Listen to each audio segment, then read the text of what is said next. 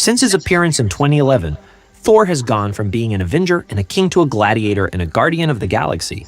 In the fifth round, he will go on a new adventure as a foster father. Today, intriguing details of the future project have been reported. The fifth part of The God of Thunder will be released in 2028, after Secret Wars. Chris Hemsworth will again lead the role, and the plot will center around the celestial Ereshkigal. Some characters from Eternals will appear, and it seems Marvel is going to integrate the Eternals sequel into Thor 5.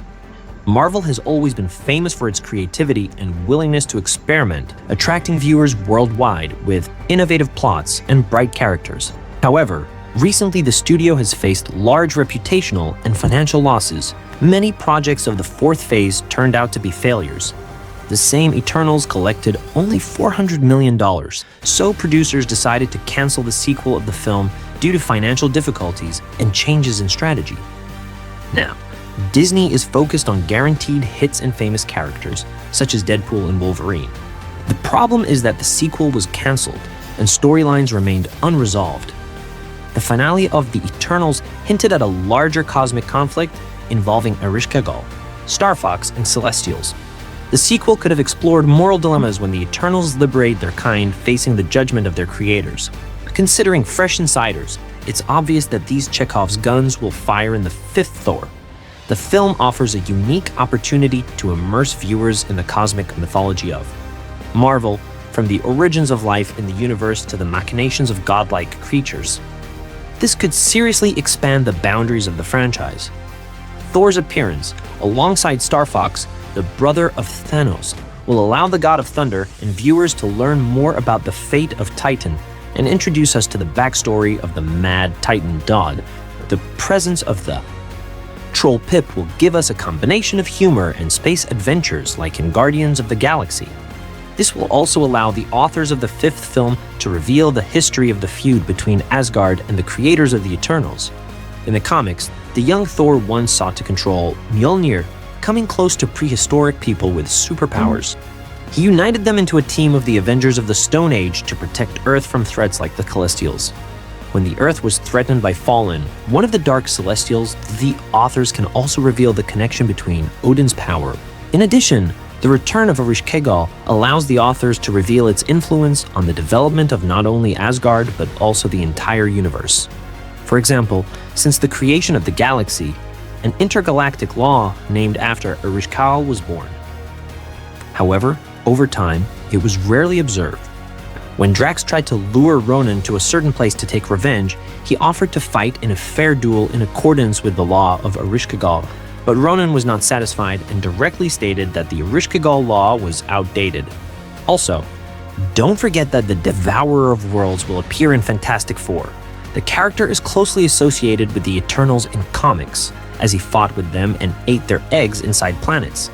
So, the appearance of the Eternals and Celestials in the fifth round will free up the writer's hands, allowing them to also show Galactus himself. Perhaps we will see the long-awaited battle between the Devourer of Worlds and the Celestials, and possibly with Thor himself. One of the main problems of the Eternals was the structure of the film. After a bright start, the plot abruptly moves forward, covering thousands of years mainly using flashbacks to fill in the narrative gaps. The need to introduce 10 characters at the same time, while revealing a complex plot, made the narrative feel disjointed. The approach to getting the group back together slowed the story down, and there was little time for deep exploration of individual characters. The impressive cast wasn't fully revealed, and the length of the film didn't allow many of them to be fully explored. In particular, Phastos, Makari, and Druig deserved more screen time to understand their motives and relationships. In the fifth Thor, the writers can better reveal these characters, devoting more time to their stories. Kevin Feige, at a recent exhibition in Brazil, confirmed that some of the Eternals will return in the studio's next projects. The Eternals lived on Earth for thousands of years, and of course, they came into contact with Asgard. It is known that the Eternals helped Odin in his battle with Laufey's army in the Battle of Tensberg. In gratitude, Gilgamesh received a secret recipe for a potion from Odin. In the fifth film, the Eternals will help Thor in his battle with the Greek gods, such as Zeus and Hercules. Recently, we learned that Loki met the ancient Greek god of strength. In honor of the release of the second season of Loki, the Bray Edition Variety presented a new cutscene from the series.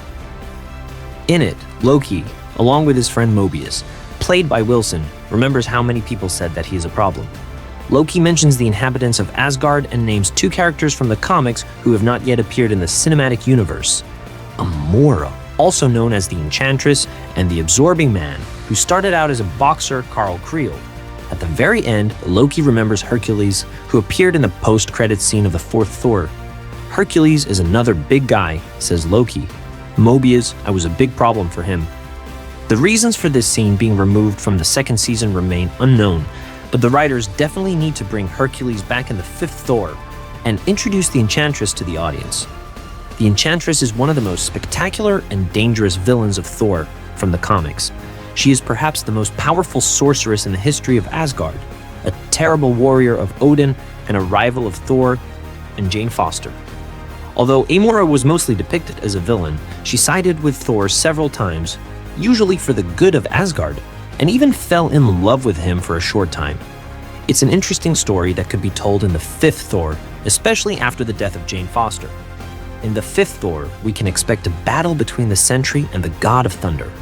At the end of Secret Invasion, the President of the United States declares war on all aliens living on Earth. Considering that the Asgardians live on Earth in a new colony of Asgard, this could lead to their persecution.